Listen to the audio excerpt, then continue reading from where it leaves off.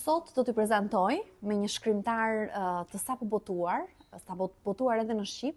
Ai është shkrimtari francez Emmanuel Carrère, për veprën e të cilit kemi marrë ekskluzivitetin dhe do të botohet njëra pas tjetrës. Është një nga shkrimtarët më të mirë të Europës, natyrisht është shkrimtar francez, i njohur kudo. Në Shqipëri më pak, dhe në fakt ky është libri i parë me të cilin ne do ta prezantojmë dhe sapo e kemi sjell në Shqip.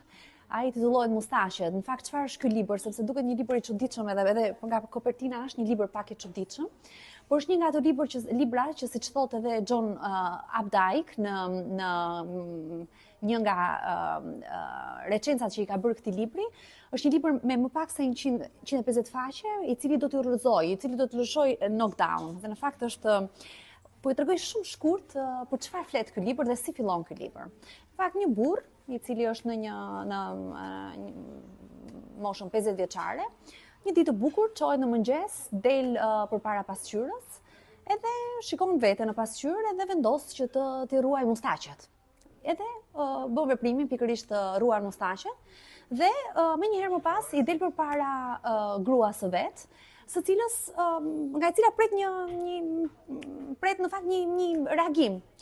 Ajo qëndron krejtësisht e pa folur dhe në fakt në të vërtet ai tenton dhe i thotë që vren një gjë në fytyrën time? Ai thotë asgjë. Po unë sot kam ruar mustaqet, i thotë gruas. Ai thotë po ti nuk ke mustaqe.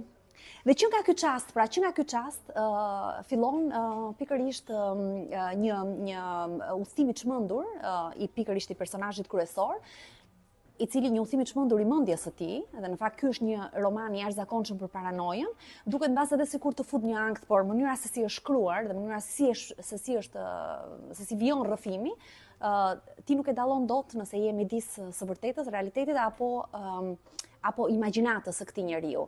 Dhe thash, është një udhëtim marramendës, edhe sikundër thash e kam gjetur shumë tek John Updike, është një udhëtim i cili në fund fare të lë vërtet pa gojë. Por është libri një shkrimtari të madh, i cili do të vijë së shpejti me yoga, me librin e tij shumë të famshëm Yoga, që është në fakt një histori e jetës së vet, por edhe me V13 që flet për historinë e Bataclanit. Unë uroj që ta njihni, ky është një libër i mirë për të filluar, për shkurt fare për të kuptuar paksa nga stili, do ju lexoj vetëm një pjesë shumë të shkurtër, që është në momentin që personazhi ka hyrë në paranoj. I mlodhi duart grusht, i mbylli syt aq fort sa mundi për të përfituar zbrastin, për të ikur asaj vajtjar dhe hamendjesh që i kishte bluar tashmë 100 herë dhe që nuk të çonin gjikundi, por vetëm te njëra tjetra, pa asnjë rrugdalje për të kthyer në jetën normale. Tashmë po fillonte sërishmja, ai nuk mund të mos e vlerësonte epërsinë që sapo kishte fituar, provën që kishte për të kundërshtuar. Agnesin. Po pse Agnesin? Pse e bënte ajo? Asnjë arsye në botë nuk mund ta përliqte atë lloj sendërgjie, një herës absurde dhe të pandrejshme.